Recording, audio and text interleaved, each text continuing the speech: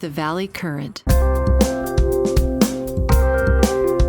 Lee Suter is here Dr. in the house. Suter and Mr. Jack Russo.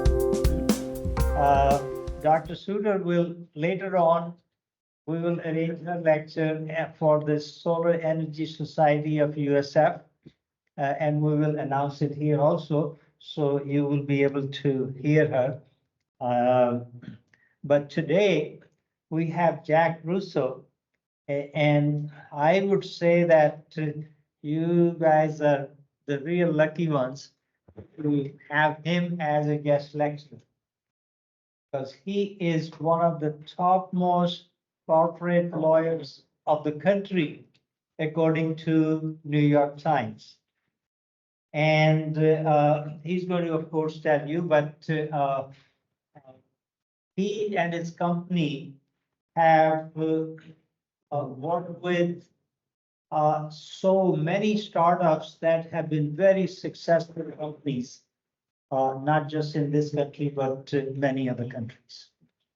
So he's the managing partner of Computer Law Group, which is headquartered in Palo Alto, California, because that's the place where most of the big startups have grown. So I will let Jack you take it from here, and he's going to answer any questions you have. As you know that even though you have picked product areas that are sort of common products, but I'm hoping that some of you will eventually start thinking of your own products, which are not just common products. And when you do, what are the things you need to be careful about? Mr. Russo. Great, thank you. Thank you, Yogi. You're kind. And we do have offices in New York and here now in Tampa. And so it's an interesting story. I'm going to divide this up into three parts if I can. I want to thank you for doing the surveys. I think everyone, I don't know what the total number of people were in the class, but I think everyone did the survey. So the three parts will be, the first part will be a little bit along the lines of how should you set your mindset for what might be the next 70 years of work, 70 years of knowledge work. Why do I say that? You're each likely going to live to over 100. Like literally, the research is suggesting that if you take care of yourself, you can have a healthy 100 years. And a lot of people would be like, that's crazy, that's nuts. But trust me on this, the research, and it's beyond Silicon Valley, is if you really take your health seriously, and we'll talk a little bit about that, because I really want to set you up for what might be the more inspirational thought of how do you create intellectual property over a long health span, which should match a long lifespan, and both of them should get to 100 years. And I know that's probably a pretty bold statement. I'm not here as a medical doctor. Lee's not here either as a medical doctor. She questions this whenever I say it too. So just stick with this for a second. Okay, good. So I call this 21st Century Entrepreneurship. It'll run about 15 minutes. Save your questions because we'll have at least 15, 20 minutes for questions. And then we'll go to some of the interesting stuff about your survey and some of the interesting stuff about what I'll call the intellectual property. So it's great to be on this campus. Frankly, it's just one of the very first times I've spent any time on the campus. I've been saying to my wife, because we now live here most of the time in Tampa, we have a house here, we have a house in the Bay Area too. I have said to her, we should bike here. And she said, well, it's like 14 miles. I said, yeah, we can do it because we actually do bike about round trip when we go to the yoga studio about 22 miles a day. So it's really an interesting thing to do. So I sort of cut my teeth in intellectual property in Palo Alto, California. This is an aerial shot of the Stanford campus. We would see lots, and I still do, see lots of startup entrepreneurs coming out of the engineering school, coming out of the business school, sometimes coming out of the college, quitting the college after maybe their first year and maybe even in their first year because they get bored and they have an idea and they think their idea has traction. And we're going to talk a little bit about that. So there's three parts to the practice that we have. One is a law firm. There's three different divisions of the law firm. One is called Computer Law Group. One is called Entrepreneur Law Group. The third one is called Venture Group. There's a venture firm, a side venture firm that actually does very early in the garage stage investing, like literally at the very start, called Florence Ventures. And then we started a nonprofit that we call the Foundation for Creativity. The initial focus was on dispute resolution. The bigger focus now is what is creativity? How do you get that idea? How could you be in the shower and all of a sudden it occurs to you, this could actually be improved, whatever the this is. And there's lots of thises in the world that you will look at and say, this, my dad thought was an unnecessary improvement. Rest his soul. He lived to 90. My mom wanted a push button phone. We had a rotary phone. Probably none of you have used a rotary phone. You've probably seen them maybe in some old sitcoms. You can go on YouTube and see it. My dad was like, this is going to cost us $30. My mom was, we can afford the $30. My mom won. She got the phone. She passed it on to me when she died at the age of 92. So we still have it. We actually still have a landline. I thought I'd bring it because someone looked at this and looked at the rotary phone and said, the rotary phone takes too long. If you ever dialed a rotary phone, none of you have, I'm sure. Has anyone here ever dialed a rotary phone? Oh, one person. Was it your grandmother? Your grandmother, right? I thought you were going to say, well, it's my great grandmother because you're so young, right? So it took a while, right? You had to dial, like it was a while. And this is like buttons. You can press them fast. You can get pretty fast at pressing these buttons. And some people actually like physical touch of buttons. Lee was reminding me this morning as we walked out of the car and she dropped my phone. She dropped this. Of course, it didn't break a screen. It actually just bounced off the ground. She literally dropped it in the parking lot.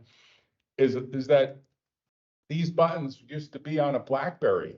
I had this old BlackBerry I would use for many years. Clients would laugh at me like it was an outdated phone. I said, I like the feel of the buttons. Anyway, the point is that you can win in product differentiation often with little improvements, although the really big ideas are more interesting. And then the third nonprofit that we help is called Healthy 100 Years. My next door neighbor in Silicon Valley happened to be the doctor at Stanford that taught the course on living beyond 100. He wrote a book called Dare to be 100. He wrote another book that's called Live Too Short, Die Too Long. Unfortunately, he definitely wanted to make it to 100. Unfortunately, he died last year at 93. And he said the reason he died is he engaged in too much exercise. And it actually impacted him. He was a marathon runner, and it affected his heart. His name is Dr. Walter Board. Some of you probably search on the internet, is this guy bullshitting me? You can search, you'll find Dr. Walter Boards. You can get all of his books online instantly. It's an interesting story. So a little bit about Silicon Valley. When I came to Silicon Valley, the first wave was mainframe computers. I cut my teeth, master's degree in computer science, City University in New York, born in New York, grew up in New York, studied in New York, got a master's degree in New York on mainframe computing. Big rooms, all sealed off, high security, raised floors, air conditioning, including in the winter, and winters in New York are cold. The second wave was mini computers. They got smaller, they got cheaper, they got faster, and still to some degree locked up in rooms. Third wave, Jobs and Wozniak walk into our office, my old law firm's office, Davis, Stafford, Kelman, and Fenwick, dead broke, no money. They said, we want to start a company. I was just junior lawyer. Senior partner looked at them. What's the name of the company? I'll save that story. It's a funny story. I'll save that story. Fourth wave, networked computing. We still have network computing. Back then, it was actually wired networks, not yet the internet. Wired networks in office buildings. You went to an office, you came to a campus. You literally were able to only work on the network with a hardwired plug that was connected to a jack. Fifth wave, internet computing. Now all the networks are connected by a network that is itself a ginormous global network, right? Sixth wave, arguably smartphone computing. That's sort of where we are today. Maybe we're a little further than that. All of you can get just about anything. Is there anyone here that doesn't have a smartphone? My dad actually never had a cell phone. He never believed in a cell phone. He never had a credit card. He used to say to my mom, credit cards are for losers. He would try to rent a car. They would say, give a credit card. He said, I've got cash. My mom would have to pull out her credit card. She lived in the 21st century. My dad didn't. So where are we today? Arguably somewhere between smartphone computing and AI, super smartphone computing. And I was really surprised in the notes when people said, what are you using as apps? No one said that they were using ChatGPT. That just can't be true. Is anyone here not using ChatGPT? Not using ChatGPT. Raise your hand. Not because you're going to learn something. And no one here said that they were using Perplexity, which is like the super ChatGPT. Has anyone even heard of Perplexity? Anyone even heard of it? Zero. Perplexity's got like no marketing budget. ChatGPT has billions, so you probably heard of it. You haven't downloaded it yet. You're questioning whether it's worth $20 a month. It's worth $20 a month. Perplexity is worth $20 a month. Both of them together are worth the $40 a month, but we'll talk about money in a few minutes. The most valuable resource that you have is time. You must have heard that many times over and over again. It's not money. It's time, and it goes fast. It goes super fast. I mean, lawyers charge by the hour was a joke. They charge by the grain. I think the lawyers are all going to change in the next 5 to 10 years from this model. We all basically can live a longer life than we expect. And I'll get to the data about what you expect in a minute. But the goal is you want to get to this centenarian stage where your health span equals your lifespan, and then the lights go out. Because the research is very clear, you can't live forever. There are a few people in Silicon Valley think you can, which everyone who's studied this says they're crazy, but they want to believe that they can do it. So what is a healthy 100 years? No one does this math. It's not that many hours. It's actually under 1 million hours. That's not a lot of time. And it's worth a lot more than $1 million. And when I was a kid, becoming a millionaire meant a lot. I think these days people are like, millionaire, that's not, like Musk would say, millionaire. I mean, I was a millionaire when I was a teenager. So a lot of what you do is impacted by your mindset. And your mindset is really about how do you look at the world? How do you look at whether the world is a safe and fun place? And so for those of you taking pictures, I think we have this recorded so they can get the recording too, and that's okay. So one mindset is, have things improved in the last 100 years? And there's an argument that they certainly have. 32% global literacy 100 years ago, 85% today. 16 democracies 100 years ago, over 120 today. You know, I don't know if they counted Russia. They don't count Russia. Their elections, no one knows if those are real or not, right? Life expectancy 100 years ago, 51. Life expectancy today, 81, which is consistent with your data. Population in poverty 100 years ago, 82%. Today, 9%. And yet, people don't see a massive improvement. Their mindset doesn't necessarily look at it this way. So again, the goal is to imagine how will you live what is likely the next 70 to 80 years of your life, of which 70 might be your work span. It's all about how you use your time. Or put differently, how did I use my time? Because some of you asked, well, how did you get to where you got today in the course of your 40 plus year, going soon on 50 plus year work span? That's a picture of me with my formal name. It's very Italian, Giacomo Russo. my dad's name. That's me with all my hair, big smile, big tan. My first bank in California, having moved from New York, a plastic card, they're no longer in business, they went bankrupt. First Federal Savings and Loan of Santa Monica, California, small town near Los Angeles, for those of you who have been. Has anyone, you've all been to California, right? Anyone haven't? No, some of you haven't. So some of you will. Beaches are great there. That was my goal. I was going to be a surfer in California. And I got into law school, and my professor, I had someone that remind me a little bit of him, Richard Dick Skyskill. And Skyskill said to me, I didn't get into law school. I teach now, and I tried to get into law school. You got into law school on a dare bet with my roommate, separate story. And he said, you got to go. That gives our university additional points.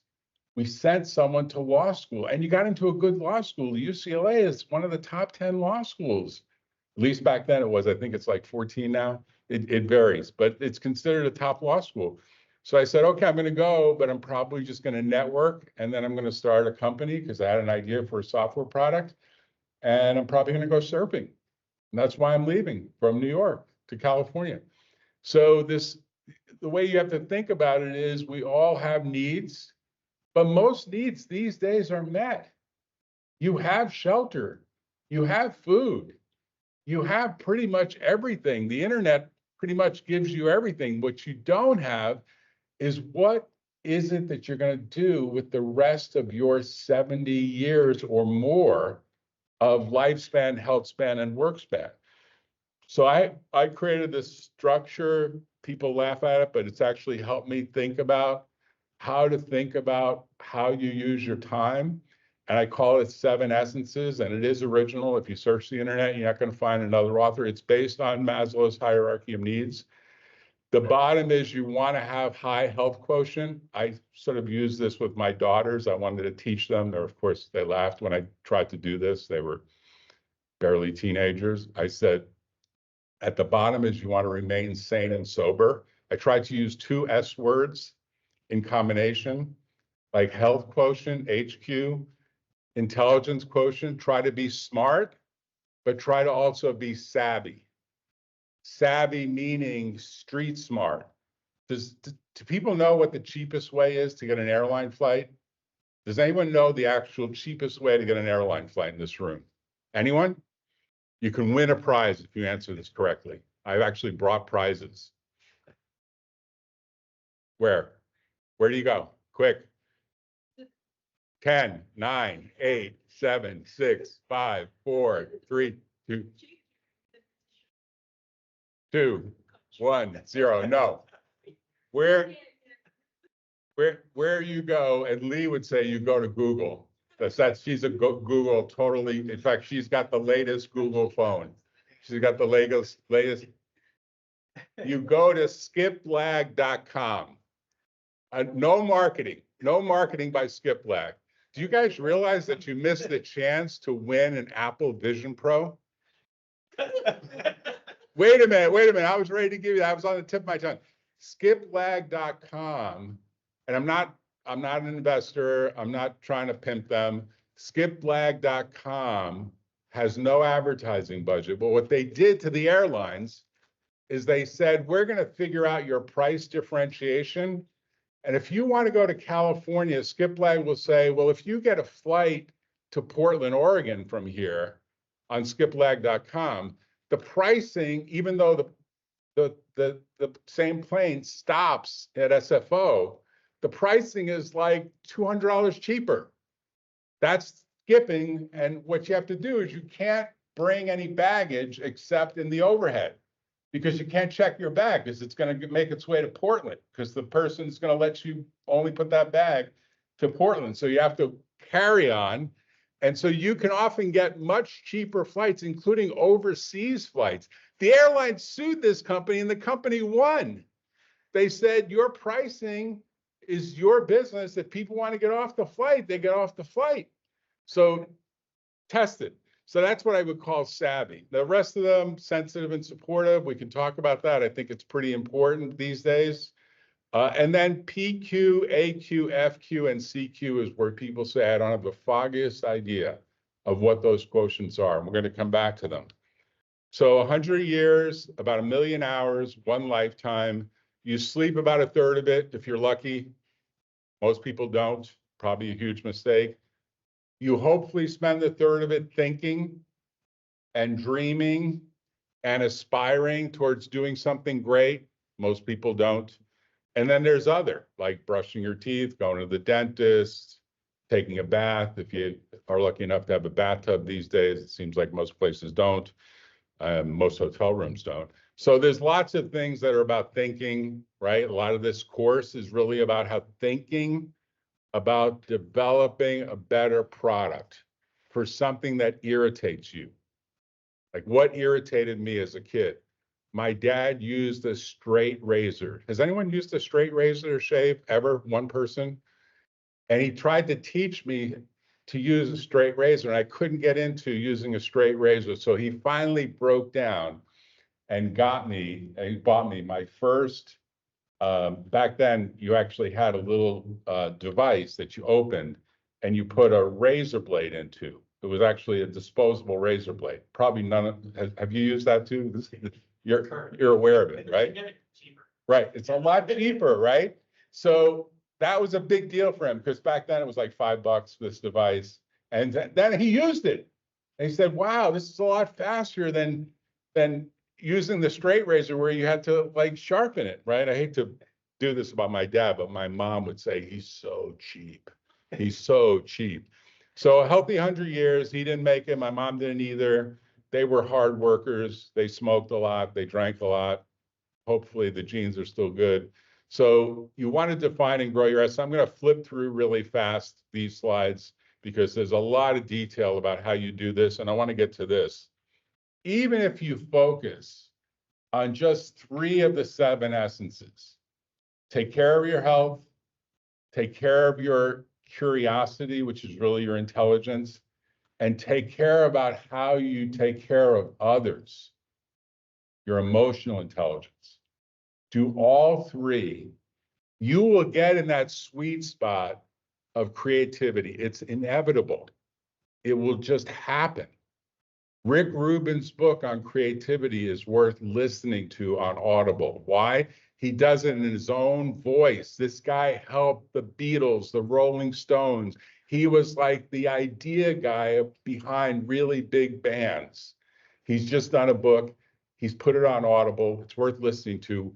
I brought this device in just to show you. When I ride that bike to the yoga studio, I listen to Audible books. On a week, I'll knock out 2 or 3 different Audible books per week.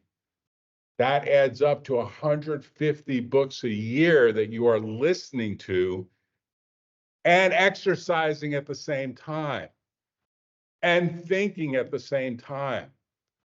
That's the 3 for 1 that gets you this feeling of really building your intelligence. So really you want to get to the point where these 2 guys walk in, they come to the office, they have this breadboard for a potential product. They did not invent the personal computer. They did not invent the personal computer. They saw at the homebrew club that people were selling parts in plastic baggies. What do I mean by plastic baggies? Literally bags like this with parts. And you assemble, I actually put some funny stuff in this bag to show you later. They said we can actually build because we know how to build computers by hand. No robotics, no assembly line, no people, no employees. We can build, we can buy these parts and make a margin so long as Wozniak works fast enough, because Jobs didn't do that. Jobs was like the marketing guy. Wozniak was the engineer. Wozniak was the manufacturer. Wozniak was the guy that was having fun in flow doing what he did. And then they realized there was a lot of demand. People didn't want to build their own stuff. They wanted other people to do it because, hey, you have to be good at a soldering iron. You have to be good at testing. Yeah, there's a lot of steps to building a product. right? It would be crazy. It's like trying to make your own shoes. No one does that. No one has done that for the last couple hundred years. So they had in combination a lot of intelligence, and Wozniak actually had a lot of emotional intelligence. They came into the office, Davis, Stafford, Kelman, and Fenwick. They said, we are starting a company. Tim Todd, the senior partner, this guy was a transplant from Boston, starchy shirt, bow tie, suspenders, chubby. Not that that's a bad thing. I know you can't shame people, but basically he was like, the first thing you have to do to start a company, and he had the Boston accent, you need to have a name that I can reserve with the Secretary of State. This is true in Florida, Delaware, California, any of the 50 states, same thing. And Jobs said, we actually just want what we want. They didn't have this device then. They didn't even have this symbol. We just want the Apple symbol to be registered. He actually confused corporate name with trademarks.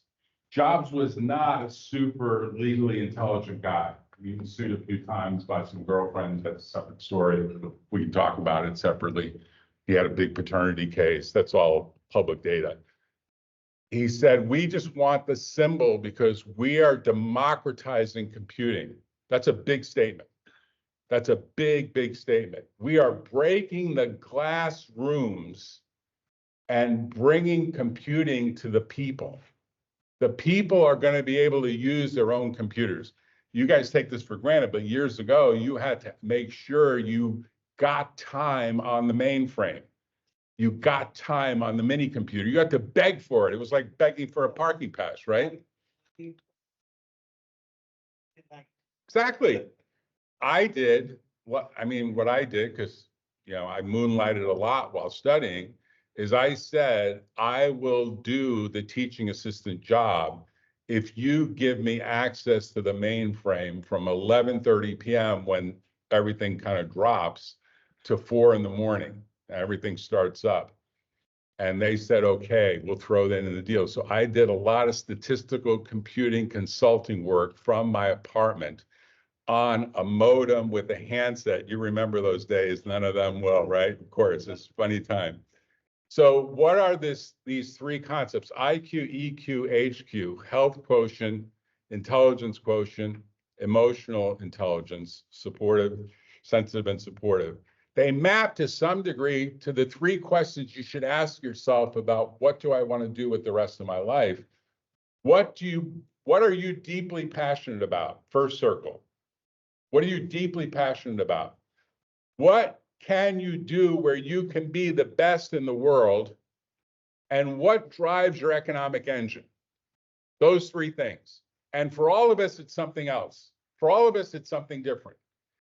I questioned in first year law school whether I should stay in law school because I had in my head, I had a software program idea that I felt needed to be manifested. And I remember I went to a professor, he's actually deceased now, and he's a very, very important guy in my life, Mel Nimmer, and I was his teaching assistant in law school, and he was my mentor. Back then, you could smoke in an office.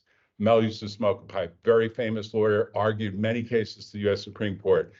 And he said, software, I'm on the committee for Congress, for the Senate, studying whether we should protect software with copyright. I don't have the foggiest idea what that means.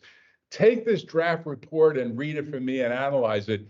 Do some important legal work. Forget about writing code. That's for dummies. That's going to be something that isn't. Now, these days, I think people are wondering whether having a code job is such a good idea, given how much automation ChatGPT brings to the table, as does Perplexity. But he redirected my effort. He had a big, just as important as Dick Sticeco, Mel Nimmer was a really important person in my life because he redirected me back to law and said, there's a combination of law and computing and business. And this guy used to make, back when it meant something, $500 an hour.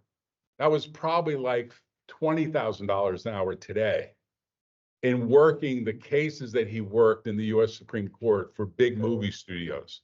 because he is the god, and now his son has taken over his book, so it's called Nimmer and Nimmer. It's like in the 50th edition, it's an amazing story. So Jobs and Wozniak come in, and the partner says, "What's the name?" He says it's a symbol. He said, "That's crazy. What's the name?" Apple. He says, "That's a stupid name. Why don't you have a 3-letter acronym? IBM is probably your competitor." And so basically Jobs had to twist his arm, and they settled on Apple Computer Inc. Before he died, Jobs got a shareholder meeting to occur to have the name just simplified to Apple. Literally just simplified it back. He had to call a shareholders meeting. They were broke. Jobs and Wozniak were broke. They said to Tim Todd, they said, "Tim, we have no money," because he said, "Well, you have to pay a retainer. I have to sign an agreement. We have to get started here. So we have no money." And Tim Todd said, "That's a problem. This meeting is free." Jobs was dating the sister of one of the secretaries, got him in. Otherwise, I'm not sure. Jobs said, "Well, we'll give you a significant amount of stock. We're thinking like 5%. We're thinking like 5% of Apple. That could be worth something someday." And to this day, there's still a couple of partners still alive. I left the firm. I can explain why, became a partner and left the firm. I can explain why I did it. And to this day, some of the partners that are still alive, like they're in their getting to be their 90s now, they're like, "We asked Tim, we said to Tim, why did you not recommend that we take their stock?" This stock, by the way, would have been worth billions, right? Even with the dilution that would occur. So, well, first of all, they showed up without getting dressed up in a suit and tie to the meeting. This is California. The response that was given by some partners was like, "That's crazy. We're in California now. We're not on the East Coast. You don't show up." Years ago, if you got on a flight years ago, you really got dressed up for a flight. I don't think that happens these days. There's some funny videos where some people are going on airlines with like swimsuits on. Has anyone seen those videos? Has anyone seen those videos? They're pretty funny. If you search, they're pretty funny YouTubes. So they came in, said, "Well, what was that strike one? What's strike two?" Strike two is that they smell bad. They didn't even shower. They smelled awful. And some people say, "Well, that just means they're working hard." What's strike three? I said they had such a stupid effing name for their company. They're so friggin' dumb. They're never going to make it. They don't know how to market. They're not using a 3-letter acronym. They're going to use Apple. I had to convince them to go with Apple Computer. I told them ACI would be better. I had to go with Apple Computing Inc. So they passed up on the stock over the business name. So picking a business name can be pretty important. Jobs was pretty smart and ahead of himself in picking that name. Tim Todd was really way out of sync. So if you find people that share your ideas and you get synergy from those people, then these 7 steps for business success, and we are going to end soon and go to the real intellectual property part, I promise you, that these 7 steps are the way to think about it. You need a roadmap. The roadmap is sometimes an incremental roadmap. So what I'm showing for those of you who are offline is where razor blades went are to these, originally with a single strip. But it was new. It was novel. Arguably, it was non-obvious. People can argue that either way. There were some patents at issue. You know what became more powerful for these? The color. The color is trade dress. You see one of these in blue, you know instantly it's a BIC. It's just the way people associate things. It's like if I raise this and I say to you, "What is this?" What am I holding up? Post-it note, right? Post-it note, another great invention, right? What am I holding up for those of you that drink coffee? It's a sweetener, right? What color is it? Blue. What's the one that's pink? NutraSweet. Sweet and Low, right? What's the one there's another one now that came out. I mean, the color is what drives things. The color is the trade dress. Then they went to 4 blades. and they improved the design. They made it a little round. Again, probably incremental improvement. It sold a lot. Then they put a battery in it. Has anyone used one of these with the battery in it? Literally, it's got a battery that shakes the blade, so when you shave, it gets closer to your skin. I think this was one of the best inventions ever. I don't think they did as well as they expected to do. I don't know why. Maybe people just got tired of replacing the battery. I don't know. But I can tell you where they went next, which I think is an interesting question, because this is all about incremental improvement. Gillette's a big company. They went to the fully rechargeable, and it's got a heater in it. So it's like putting a moist towel on your face or whatever you're shaving, legs, whatever, underarms, you name it. I did take your shaver, didn't I? I took Lee's underarm shaver from her. So this is like the most modern version. I don't know, it might be priced wrong.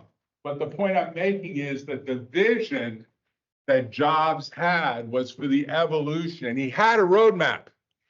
He said, we're democratizing computing. Think of how high level that is. Think about that. It's a big mindset change. We're breaking the glass doors. You want to choose a big, audacious, and sometimes called hairy goal. This is a Harvard professor who said these BHAGs, big, hairy, audacious goals, these moonshots, are really what make a difference. It might be viewed as a moonshot to actually say we're going to actually make a rechargeable razor when, say, no one has a rechargeable razor.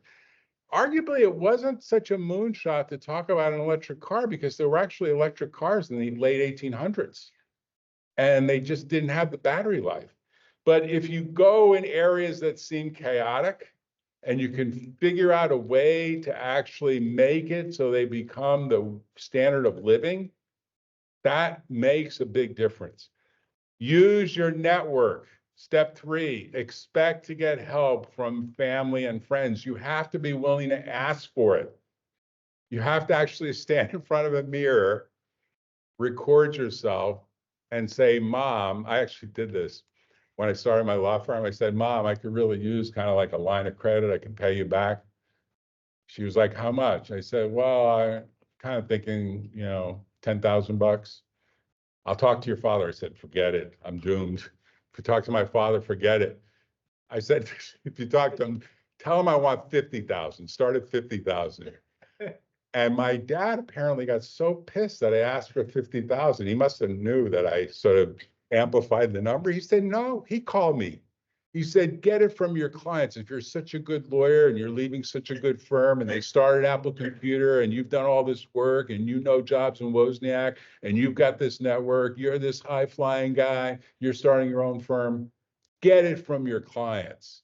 Come back to me if you can't get it. You want to know something? I was pissed at my dad for a long time. That's probably my tone. Probably sounds a little bit like it's in my tone. And that was the best advice he gave me, because I called up a client. Actually, a client called me. When he heard that I was leaving, a client called me up. His name is Frank Howe, third most important person in my life after Steiskill, number 1, because he said, go to law school. Nimmer, stay in law school. Frank Howe said, he used to call me Lucky. He said, Lucky, I got a problem and I can't get any attention from any of your partners at the old firm. They're too busy. I said, what's up, Frank? He said, can you come? He was a guy that wanted to sit down face to face. Can you get in your car and come over? I said, okay. I need to talk to you face to face. I said, Frank, I'm just getting started. I'm kind of busy. He said, drop everything. I'll make it worth your while. I did. I dropped everything. I went to that meeting. He had kind of a big problem. I said, I'll come up with an idea plan. He said, you're just getting started. How can I help you? I said, I could use a retainer. And my dad's like, just ask him. So he said, how much could you use? I was gun shy over 50,000. I said, 25,000. He said, I'll give you 50. Literally, he said to his secretary, who stayed with him right up to his dying day, he said, Vi, I remember her name, Vi Larson. And this goes way back when I'm starting the firm. He said, Vi, this is law offices of Jack Russo in the garage, in my garage in Palo Alto, literally, backyard garage. He said, Vi, cut him a check for 50,000. She literally came back in like, it seemed like 10 seconds. I swear, I looked at that check, and I was like, and he said, you have to put me first. And you know, I put him first. I put him first in everything. And you want to know, he got into financial trouble. And he called me up and said, I don't know if you could help me. You're really networked. Can you help me? I got banks all over me. Can you help me? I got this real estate. I can't get it financed. It's worth a lot of money. I said, Frank, what can I do for you? He said, you got to help me find $2 million. You know, I figured out a way, including by myself, loaning him over $1 million and friends and family. I got him that $2 million that saved his ass. You want to know, that's the difference of what happens when you build relationships. When people help you out, you don't forget that years later. And to this day, his family says, you were a guardian angel for my dad. And I say to them, your dad was a guardian angel for me. So your network, your friends and family, sometimes your friends more than your family, will make a big difference. So keep track of them. And you have the tools. I mean, everyone can just put everyone in WhatsApp. You don't even have to remember their phone number. It's a whole different world. Back then, we had to write the numbers down. We didn't have any easy way to record them. I know I'm running out of time, but step 4, gather feedback continuously. Literally, always gather feedbacks. And that means keep in mind that you're going to iterate over and over again. Step 5, expect that you're constantly going to be relearning. In fact, the very first thing you should do, in my opinion, beyond test out Perplexity and ChatGPT today, is start a 529 plan for yourself. What's a 529 plan? Does anyone here have a 529 plan? One person, 2 people? So out of a class of roughly 40, I don't know how many people are online, maybe less than 10%, less than 5%. It's a way to do tax-free stock investing for your future education. Go to something like Stash. There's lots of them, lots of these online places. Instead of having a couple of lattes more a week or a day, put that money into Stash in a 529 plan. Over the next 20 years, you will be using that money to re-educate yourself. As much as foundational education will be given to you here at USF, trust me, you will do. You know, I did that. I actually did that years ago. I just about fell off my chair. I opened the file. I hadn't looked at this account for like 20 years. I was putting regular deposits in. That account was $350,000 of tax-free earnings in a 529 plan. No active, nothing by me. Just let it ride. And you know, I take courses myself. I take classes myself. I literally go and listen to professors at Wharton. One of the guys that did your book, I think maybe one, maybe several of the authors, is a Wharton person that I am connected through Wharton University. So it's kind of a small world. So keep in mind that there will be lots of failure. In fact, some data suggests 3,000 ideas may become 100 projects. I mean, that's like literally less than 10%, less than really 3%. Maybe there'll be 2 launches. That's like less than 2%, and maybe 1 success. Apple's had a lot of failures. Same one, remember the Newton? The Newton was a total failure, but it led to the iPhone.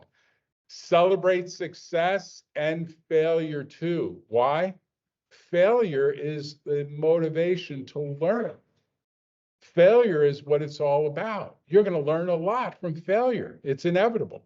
So purpose drives everything. You should have in mind that it's not just about money. So I want to go to questions, but I want to take like 5 minutes if I can do it and try to get to, if I can do it, of course, somewhere here, there's a way. Yeah, here it is. So there's just the survey, because I know you've been dying to know how much do each of your classmates think you have to earn for retirement, right? So the data is kind of interesting. Most people are in the 70 years to maybe 90 years. Very few people are over 0 or over 100. and probably, 20% or 90 to 100, which is interesting because when I run this data in Silicon Valley, same exact survey, way more people think they're going to make it to 90 to 100. It's kind of interesting comparison. Sorry? You want to live that long. That's what some people say. Well, it depends on how you live, right? It depends on how you live. So your mindset might be changing right here, right now. We'll see. So a lot of people think they'll have maybe health span for less, basically 70, 80 years, which means that last 10 years is really crap, which is why you don't want to live that long. Because it's the last 10 years, right? And then the work span is interesting because you folks actually have far longer expectations of work span than people in California. People in California actually think their work span will be shorter. You think the work span will be longer. The ages are 80-20, 18 to 24, 80%, 20% is 25 to 34.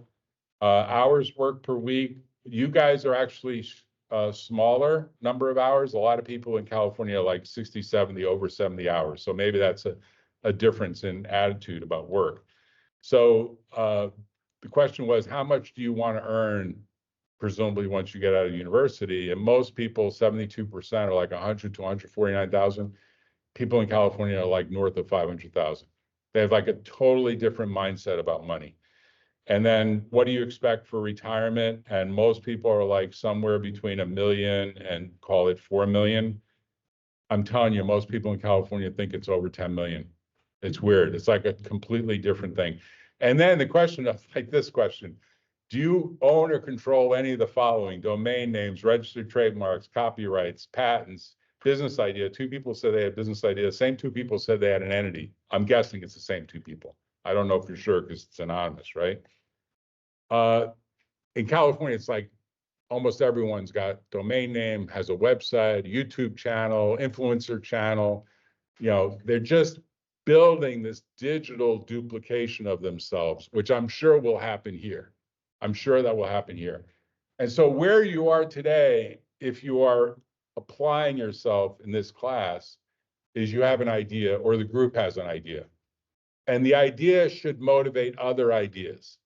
And it just shouldn't be about the money and the cars and the places you should go. It should be about more. But when you think about intellectual property, it's a collection of rights that federal and state law gives you for something that is not in the public domain. That's the best way for me to put it in the negative. If it's in the public domain, the public owns it. The response that Tim Todd had to Jobs was Apple is a generic word. Tim Todd was not the savviest guy in the world about intellectual property. A generic word applied to something completely different than the fruit is a protectable, strong trademark.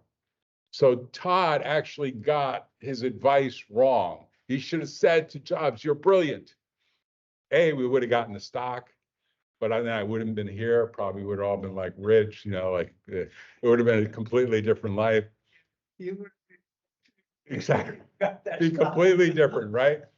But B, Todd, who retired to New Mexico because he couldn't afford to remain, I think I shouldn't say that, because he's probably still alive, but basically he would have been like famous. You're the guy that helped Jobs because he twisted Jobs' arm in the opposite direction. And of course, eventually, they did come up with the retainer. The backstory is that Wozniak had to sell his microbus that he was living in to come up with the money, which is pretty painful to think about, like depriving the guy of his VW microbus to come up with a retainer, which wasn't a lot of money. But can you imagine how famous he would be? Because eventually, Apple dumped the firm. When Apple went public, they used a different law firm. And people were like, how can they do this to us? And I said, and that's when I left. I said, because you were not a partner when they wanted you to partner by taking the stock, you decided that they were unworthy. So when someone makes a bid to you for an opportunity, keep in mind that when you say no, you might be closing off. So at the time that Frank Howe said to me, what can I do for you, Lucky? and then blew me away with $50,000. And I mean $50,000 back in like 1984, 1985. That was a lot of money. It was a lot of money. It was payment up front for expected future services. There was no collateral. He didn't say, give me a deed to your house. When he came to me saying, I need 2 million, I need it fast. I got real property worth 3 million. I can't get a bank to loan right now. There was collateral. There was some assurance. It wasn't just like, you know, giving it to somebody. I mean, he was being a very fair, reasonable guy, and I came through for him, and he was very happy with that. So trade secrets are those ideas that you keep secret and only trust to people that you can trust so that you can beat the market. So I'm sure at some point when this razor was originally designed, they said, don't tell anyone about a battery back razor. It's too secret. And they kept it secret until they launched it, until they probably got a patent on it. By the way, all these charts were not my typos. This was all generated by AI. Simple command, really simple command. If I show you the command, you'd be like, really? But they always get the spelling wrong. I don't know if that's intentional, but this is supposed to be like a non-compete agreement because you want to protect things as best you can. And patent is misspelled too. But a patent is a federally issued document that grants you exclusivity for up to 20 years on novel and non-obvious inventions. And there's a lot of stuff that's incremental that's considered novel and non-obvious. This was incremental. It's a battery charged vibrating version of this, which was a version of this, which was a version. I mean, you can see what's happening over time. But incremental patents, again, trademarks are the names. So Apple became a very strong trademark. It's actually considered now a famous trademark. Trade dress is color or configuration that leads to recognition. So I'll give you an example of trade dress that now exists, which you'll be surprised because this is where the world is heading. So this is the Meta version. This is the Meta acquired Oculus. By the way, another reason I left the firm, I'm sure people are going to be listening to some of my old and say, oh, you never really told us about this. But I did. Is Jaron Lanier, who is the inventor of virtual reality with his partner, Tom Zimmerman. They came into the office. They were walk-in clients. Jobs and Wozniak at least had like a meeting schedule because they had the friend that they were dating, the secretary. Zimmerman and Lanier come in, and the secretary at the front of the office says, I've never had this before. Two guys just walked in. They said they have an invention, they need some help. And they smell bad. I said, I'll see them. Like almost, I said, I'll see them, like literally. And they walked in, they said, we have a set of goggles, and they had a set of gloves. And the gloves were a little bit like what Meta now has done with these devices. Has anyone used this? Looks like you've used this, right? So you have to configure it. It's a little bit stressful to get it all right. You know, if you take an hour to configure it, it finally works, and you are immersed. And they said, we have an air guitar. We have a way to play the guitar in the air. You don't need an instrument. I said, you're kidding me. He said, no, we set up a network and had a lot of hardware, a lot of equipment. And they looked bad and they smelled bad and they didn't get dressed up for the meeting. I said, I'd love to represent you, like literally. And I go to the firm, I go to my partners, I say, we got to take stock in these guys. And they're like, what's the name of the company? I said, it's a little bit of a goofy name. They actually went with the 3-letter acronym. I thought it was a bad idea. They went with VPL. Why? Because they saw, Jaron Lanier saw more than Zimmerman, that the future was going to be using this device to do what he called visual programming languages. What's a visual programming language? You literally would put this stuff on and you would, I'm going to do it in voice, but you would do it by moving and gesturing. Build for me a visual environment that does blah, blah, blah, blah, blah, and you describe it, and all of a sudden that comes up on the screen. So build me a golf course which will allow me to emulate Arnold Palmer these days, Tiger Woods, and I want to swing the golf and I want the ball to go 300 feet. That was what, like literally decades ago, they had that idea. It's now being manifested by Meta, formerly Facebook, acquiring Oculus, which copied all the VPL patents after they expired. All the VPL patents that we obtained expired. So I do have then the version 2. This is trade dress. See what they did? They decided to go from just the plain white, which is generic, anyone can do this, to these 3 little things. Why? Because this is now the ability to do augmented reality. This is complete immersion, plain white, no lenses. You can see through these. This is see-through, so you can wear these while walking or riding a bike, and some people are doing it while driving a car. Certainly they do it while, like, on a train. I did it recently. Lee was laughing. I did it recently on flight. People are like, your husband's a freak. Well, he likes to play with inventions because he meets a lot of inventors. And I look at Jaron Lanier, and my firm said, no, they have no venture financing. They have no bank fund. They have any family money? I said, no, we're going to take stock. This is Jobs and Wozniak part 2. They're like, no, we're too busy. Not doing it. I said, I'm leaving. Whoa, you can't leave. I said, watch me. And you're going to take them with you? I said, you don't want them? If you want them, I'll leave them. If you want them, I'll stay. They were like, no, we don't want them, but we want you. You know, they forced me to work for 6 months there. They said, we'll ruin you if you don't finish a bunch of cases. So I had to work there for 6. I don't want to be negative on it. This is the Apple device. I told you someone could have won the Vision Pro. Here it is. This is the device. I don't know. Have any of you tried this yet?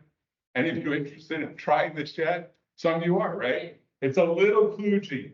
It's funny. We went to the Apple store. You can't. I guess you could buy this online, but you wouldn't get the same experience at the Apple store. You have to make an appointment, and they take you to the back of the store because I guess they're worried you might be walking up with one of these. It's got all this. The battery isn't quite figured out.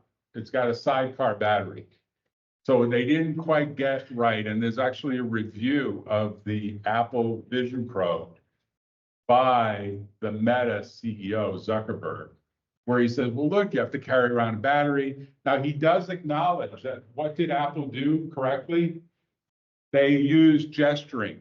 They copied all of Jaron Lanier's gesturing language. So instead of having these handheld paddles, you actually move your fingers, and it creates a gesturing, which allows you. So the trade dress, I don't know if Apple got it right. I don't know if they're going to claim trade dress. They've got like a ski goggle look to them, right? And there is a video of a Wall Street Journal reporter actually skiing with them on, and people think she has ski goggles on, but she's actually looking through while doing a run on the course.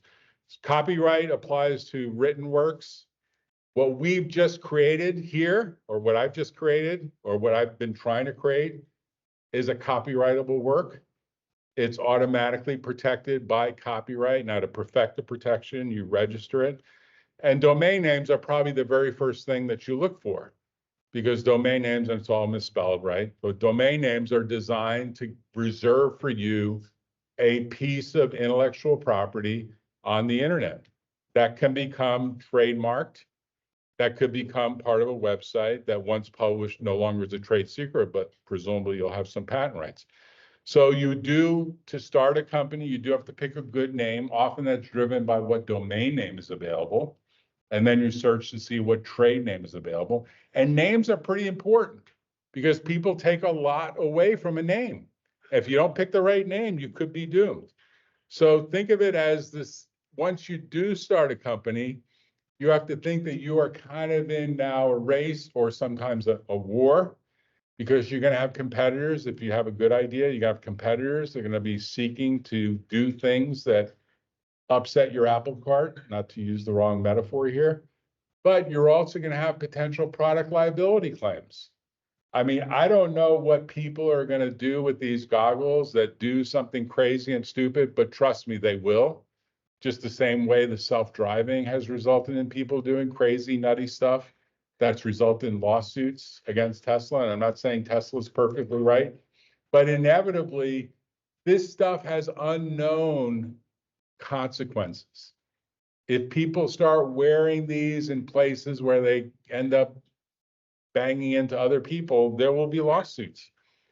So my final remark, and then I'll take questions, is the way to think about the choices you make, in my view, is use the mantra, and this is what Lee and I did. The reason we came to Florida is my brother died, then my mom was so upset about my brother dying. This was during COVID, but he didn't die of COVID. It's a long story. That she was basically ready to commit suicide. So we moved to Florida to take care of her and watch that process of death, which is why we got very motivated. So I've actually lost here in Florida 60 pounds. Like literally, I was 60 pounds heavier. If you go on the website, there's some pictures of me. It's like, who is that fat guy? Well, now I'm like just chubby. Back then I was like really fat. And so the biking, the hiking, the yoga, the millions of things, blood pressure is down 25%, all the metrics, all the measurable metrics are far better. If you think about the way to think about your future, I would say three things. Put your health first. Put people almost equally first, because you got to be healthy to help other people. So put people first. Put experiences next. So Yogi was kind enough to say, why don't you come in and lecture? I say, oh, this would be fun. It's a great thing. Hopefully you got some value out of it. And then put things last. These things will all disappear. These things are all like just the way Jobs died, like in his 50s. If you think about it, basically a billionaire, everything to live for, had abundance, massive abundance, didn't take care of his health. I mean, really probably could have survived. Some people think Jobs died of lack of health literacy. He believed in some wacky things. He didn't want to do medication. There's interesting stuff. It's all written. It's all published. But put your health first, put people first, put experiences next, put things, including money, last. Unfortunately, at a young age, we often flip the script. And we often are like, money comes first. I got to just get the money, got to get to be a millionaire, got to get to be a whatever is tenfold millionaire, hundredfold millionaire, billionaire, decabillionaire. People say Musk is going to be the first trillionaire if Bezos doesn't beat him to it. Like that's the view. I don't know if it's true, but I question whether his health is actually first. And I definitely question whether he puts people first.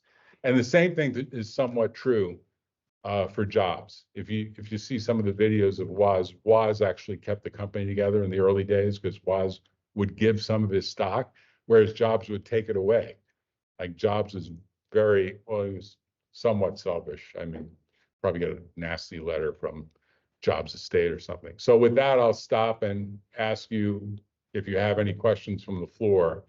I tried to answer some of the more important questions that I saw. Someone asked a question about, I have an LLC in this state, and doing some business in that state. I don't know if they're online or here. I could answer it, but I probably need to answer it privately. It's kind of a complicated answer. There was one really complicated question. It's not that complicated, but I don't think I should answer it publicly. Go ahead. Yeah. Do you like it?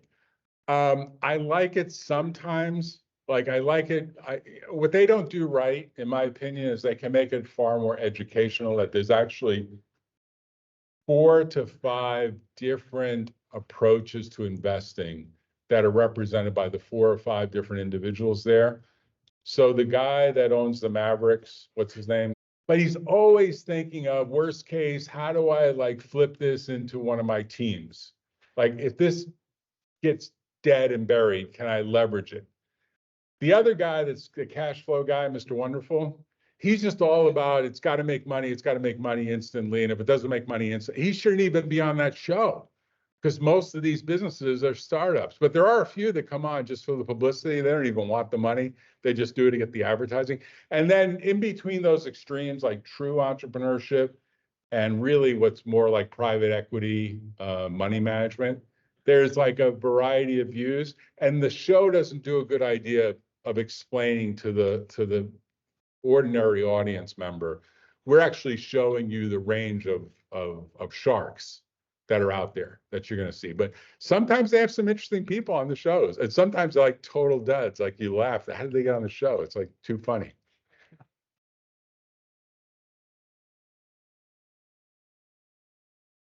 Yeah, So you really want to film differently. yeah. Probably relentless. Sometimes. Yeah, I mean, I watch it for whether I think that those three circles, like if you talk to a lot of people that are like in the business of being success coaches, I'm not, but probably I could be, is you have to imagine that you're going to be so persistent that failure is not an option. I think Jobs had that fire in the belly, was to a lesser extent. We're going to make this work.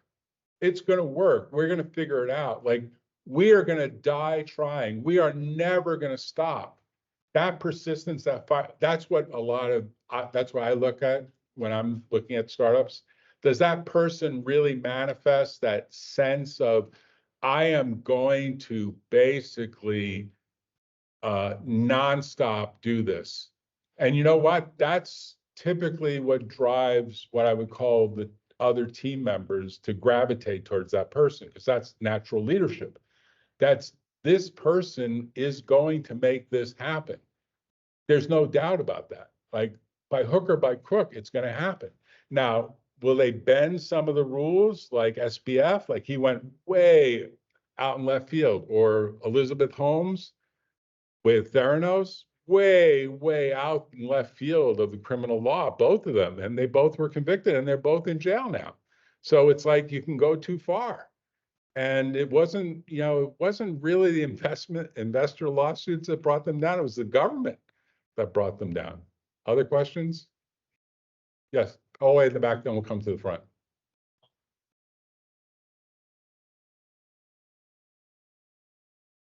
The small cap stuff that I invest in, you mean like public company small caps, right?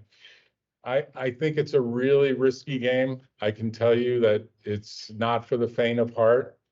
I was enamored, and my wife will look at me like, man, don't even talk about that stock. I'm not recommending it, but I was enamored for a while with a company that I thought was really going to be a big player in cryptocurrency, and there are a number of them. And I thought these guys are really going to manifest a manufacturing assembly line approach to taking all of these high-end NVIDIA devices and make a lot of cryptocurrency and then leverage that into great success. And the company just skyrocketed for a while, and I should have gotten out. And of course, then they went way down, but now they look like they're recovering. You can find it. You can search Mara, M-A-R-A, online, but I wouldn't recommend it because it's a roller coaster. Is not for the faint of heart, but there's like 10 others like it. If you believe that the future is a digital currency, which I do, but there are lots of people that say, wait until the government, puts the kibosh on all this. There's actually a big lawsuit going on right now, which isn't well published in the States, but in the UK is a ginormous lawsuit where the guy who claims to be the inventor of Bitcoin has surfaced and filed a lawsuit, and it's being heard right now in London. He says he's Satoshi Nakamoto, and it's in the Guardian. It didn't get much play in the New York Times or the Wall Street Journal, but it's interesting because it's going to be an interesting story to sort of hear how that really evolved so quickly, because it continues to grow value. And I remember when somebody came in our office and said, we're going to do this cryptocurrency startup. And I said, man, this is really high risk. And they did raise the money and they did get started. But then, greed took over and the team kind of blew up and they weren't joined at the hip and the thing failed. You had a question too. Yeah, years ago when I was in Silicon Valley at my old law firm, Intel, famous company, has had ups and downs. They decided to move all the manufacturing out of Santa Clara County to Arizona. Everyone was like, the world is ending. They're moving, it's over, life is over, the good times are over, real estate's going to drop. And other people, including me, were like, no, that opens up more real estate for other great success stories. They're like polluting our water. They're moving to where there's like less Cal regulation, because California got tough on Intel's polluting activities. And I said, no. And so when you look at what happens, this is sometimes called the Satir curve. There was a famous psychologist named Virginia Satir. I might have it in the slides. It would take me a while to find them. But basically, you get to this level of hype, and Gardner sort of copied the Satir curve. Gardner actually copied this. You get to a level of hype, and then all of a sudden people are like, no, it's not going to work anymore. This is probably going to happen in NVIDIA. NVIDIA stock has exploded. Like, it's almost more valuable than Amazon. It's hard to believe, right? It's hard to believe that this won't attract a lot of competitors too, right? So then there's this like downfall, and this happens in teams too. Like, they do their startup investing, and they're valued, say, at startup at 1 million, and they're nothing. They got a slide deck and an idea and a domain name, and then they come up with a prototype, and now they're valued at 10 million, and they haven't had a single sale, and they still have a slide deck and maybe a little prototype and a wireframe. Not much more than what you might generate in this class. $10 million. You can't take it to the bank, but it's $10 million. Then they do their Series B, and they're like 100 million. And maybe they have like a few sales and a few reference customers. The team is growing, and they're spending money rapidly. And then all of a sudden, it's like the investors are frustrated. They're like, you're not making sales fast enough. And they might have to do a down round. If they're persistent, they get through that down round and they emerge. You know, Apple almost failed. You know, Microsoft bailed out Apple. Microsoft was a little bit like, we want to keep you in the game. We think you're important. I mean, Jobs begged Gates, and Gates came up with money. Trump is going to beg someone, he's going to come up with money. It's probably going to happen. And not to bring politics into the class, but it's probably going to happen. So this, you know, the life is a roller. Let me make this final remark. I know we're running out of time. Life is a roller coaster, except that there's going to be highs and there's going to be lows. And when you think about money, the biggest thing, the best book to read in my book about money, because that's probably on your mind, The Psychology of Money by, I think his name is Hodel. You can find it on Amazon. No one mentioned Amazon as the go-to thing that they were using all the time. You know, you can get a free chapter in every book that's on Kindle, free. Often the best chapter, the first chapter, free. So just read the first chapter of Psychology of Money by I think it's Greg Hodel. And it talks about the thing you have to recognize is it's about time. When you put money in a stock, just close your eyes and let it ride. If you believe in the stock, then in 20 years, it'll be worth something, but it's about time. If you believe in a piece of real estate, buy it and just let time work its magic. 529 plan. I didn't put that much money in for what it turned out to be. It accumulated tax-free over a lengthy period of time. I mean, there's many things like that. And it's really, there's not such a thing. Even Apple and even Microsoft, they didn't go public for a number of years. It wasn't like 3-4 years. So I know we've run out of time. Did you have fun? No, I mean, your lecture has been so interesting. I think they could stay here for another. No, I know. We're out of time. We have another class. Okay.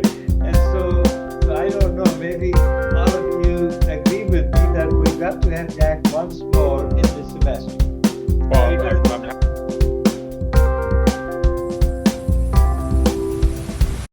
Tune in next time on The Valley Current.